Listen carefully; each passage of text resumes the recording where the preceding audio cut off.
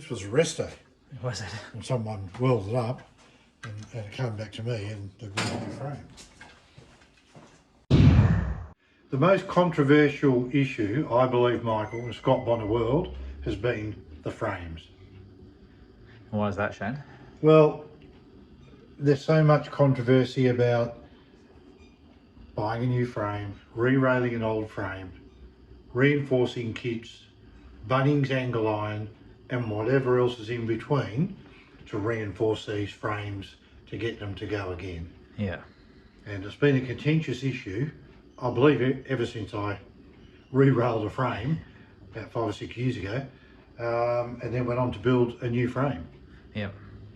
And I believe the new frame is the ultimate way to go.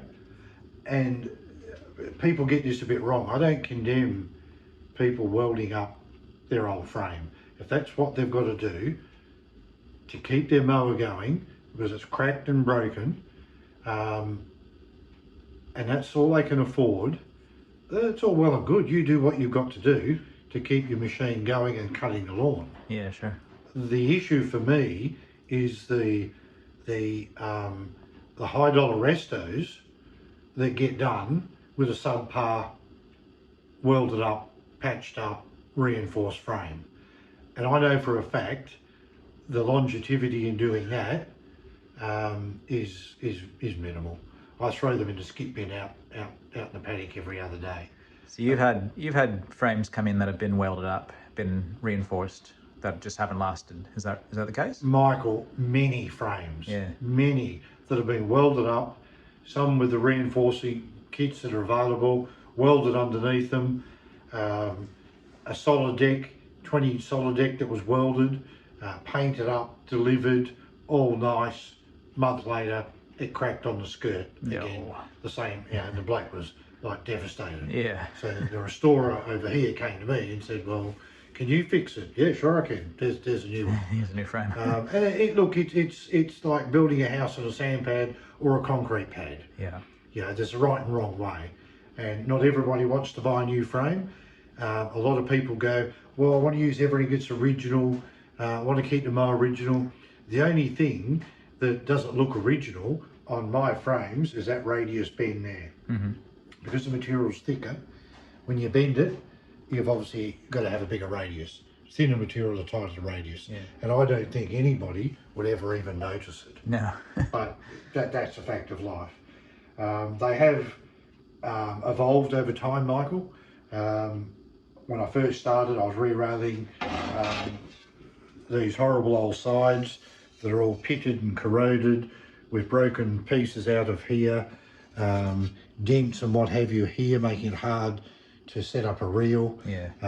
And sure, as part of my re-railing surface that I used to offer, I'd replace a catcher pin and sometimes a catcher square, not all the time, but the frame bush. Mm-hmm. But what you're still left with is a pitted, corroded, 40-year-old piece of steel that you're going to then go and weld that nice new piece of steel to it. Yeah.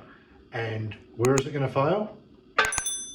Right where you weld it. Right on the weld, yeah. And it'll be just a matter of time. Yeah. It's not under as much stress as where they break in half. Yeah. But that's not going to happen with the newer steel. So where they're going to fail is where they've welded. And I've had one come back to me, or not come back to me. I sold a frame to a guy that noticed a crack in the side plate.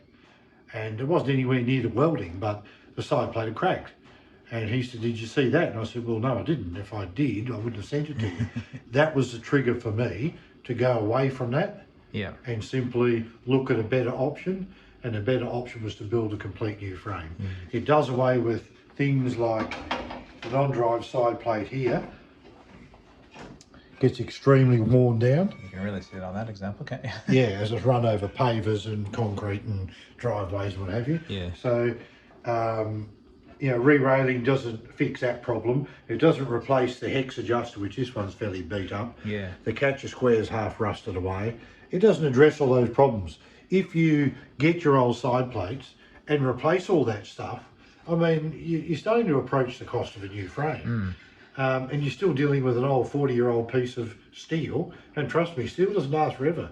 people have got this thing in their head that steel lasts forever. It doesn't. It fatigues over time. Yep.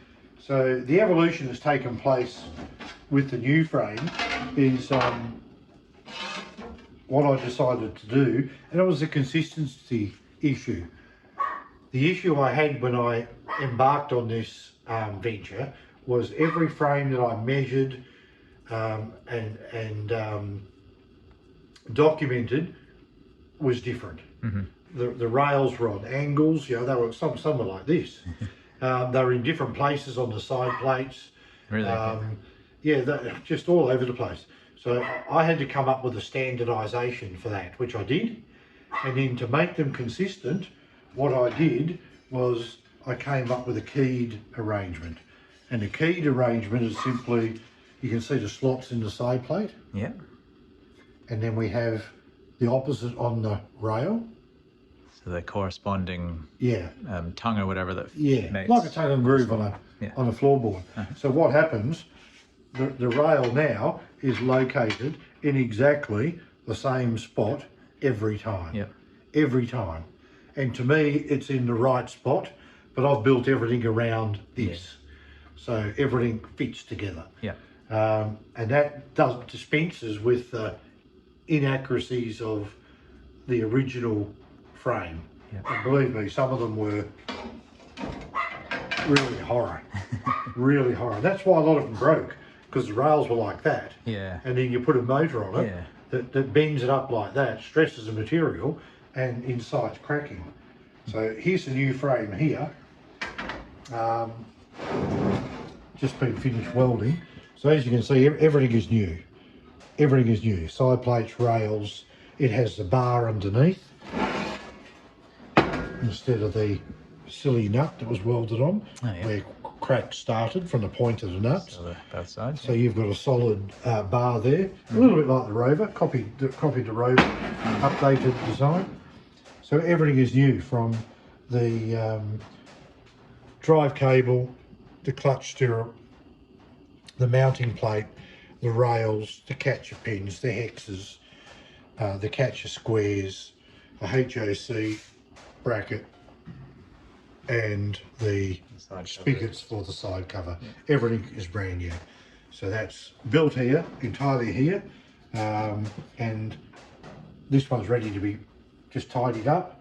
And I key all the surfaces with an orbital sander, so the primer takes, then they're primed and they go out like that. So someone's got a good foundation to base their high dollar resto on. Yeah, for sure. And if they're just doing a $500 lick and flick on your own mower, that's fine. Yeah. For the high dollar restos out there that fetch big dollars, people want big dollars, you really need to be using a new frame and not patching them up, because I'll come back to bite you in the bum. Yeah. And I've seen it time and time again. And the thickness of the steel that you use is thicker than the originals as well. Side plates is the same. Side plates the same? Rails have gone from, I measured anywhere from 2.1 to 2.9 in all the frames I've dealt with over the years. These are 3mm. So yeah, beefed up. But the biggest thing is it's new steel. Not fatigue steel. And in the early days, vibration was an issue with these machines. This is a 20-inch frame, so there's a little bit more unsupported frame. And these were renowned for bending. I don't think I own a 20, and I've got about 10 of them or more. I don't think I own a 20-inch machine that the rails are, if they're not cracked, and I'm sure they will be, they're bent. Particularly the rear one. The engine when it fires pushes back on that rear rail, and it bends like a banana. And this shouldn't happen. Plus, as a foundation for a Groom or a Verdi, a new frame is ideal. Because of the additional strain put extra on load there, everything. So there you have it. Keyed, both sides are keyed.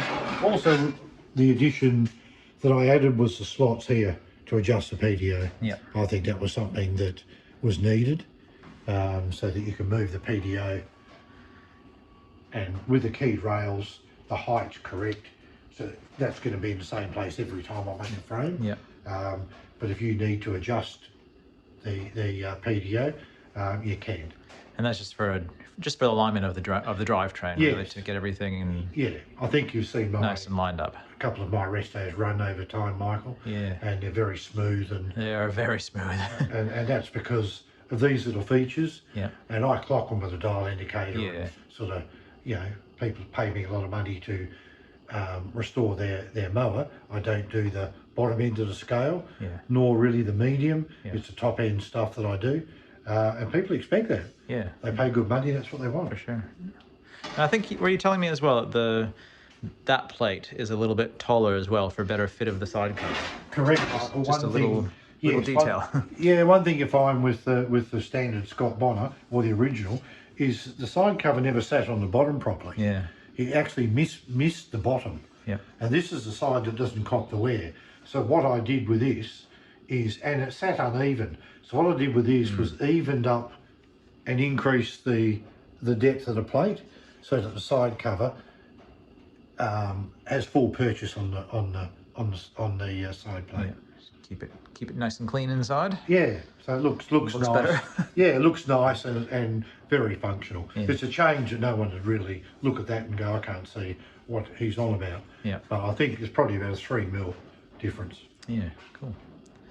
And so just to be clear, you do not offer reinforcing service. That's not something you've ever done. Never have, Michael. Never will. Yeah. Never have, never will. Yeah. I think it's false economy. And people that come here for restos want better than that. Yeah. So no, I don't offer it. I still do the odd re-rail of someone's side plates. Two went to a fella in Queensland a couple of weeks ago, and I refrained from doing them. Yeah. I do still sell the re-rail kit. Yeah. So you can buy a complete kit off me with keyed rails, keyed sides, all those components, flat packed if you like, and you can go and put it together. Yeah. I do it in a jig. Yeah. But you can do it with the keyed side plates and rails. You can put it together. Yeah. And fashion something on the bench or however you want to go about it. Yeah. But the cost of that nearly approaches a complete frame. Yeah. I've only sold a few kits, to be honest. Most people I've sold probably a couple hundred frames. And so this is what you're typically selling, is the assembled frames. Typically that's what people and want. then the solid deck components. Yeah, and the solid deck, side plate, top deck. Basically that's a frame. Yeah. Ready to go. And recently I didn't offer, but just very recently I've now offered the stirrup and the plate for the solid decks.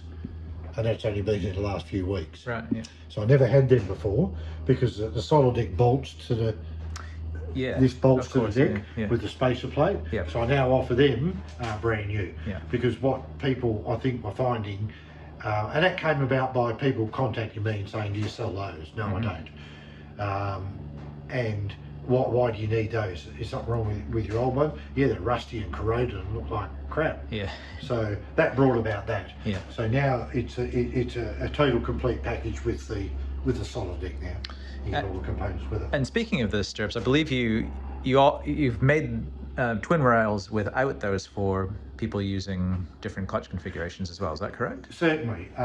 People need to put a note when they order from the store. Yeah. There's a note section there, and they can put a note in there saying, please delete clutch stirrup. Yeah. I don't know the name of that. My name is a clutch stirrup. Clutch stirrup, yeah. So, because it looks like a stirrup. Yeah. So people admit that if they're running a centrifugal clutch deal. Just and it makes them look nice and clean, I guess. I do leave the plate in, because the plate is a strength issue. Sure. And if they do want to go back to this, they can simply buy the solid deck one and either rivet it, bolt it onto that plate, or weld it through the hole. Nice. So you've got the best of both worlds. Yeah. But yeah, to run a centrifugal clutch, you just don't need it, so I have it. Yeah. Cool. So that's something that is an option. Available in 14, 17, 20, in all of them. Yeah. And yeah, if you are embarking on a high dollar resto, new frames are now available, or have been for some time. Complete new frame. Yeah. Start your resto on a solid basis. Definitely. Brilliant work as always, Shane. Thanks very much for your time today. Thanks, Michael. And catch you for the next one. Yes.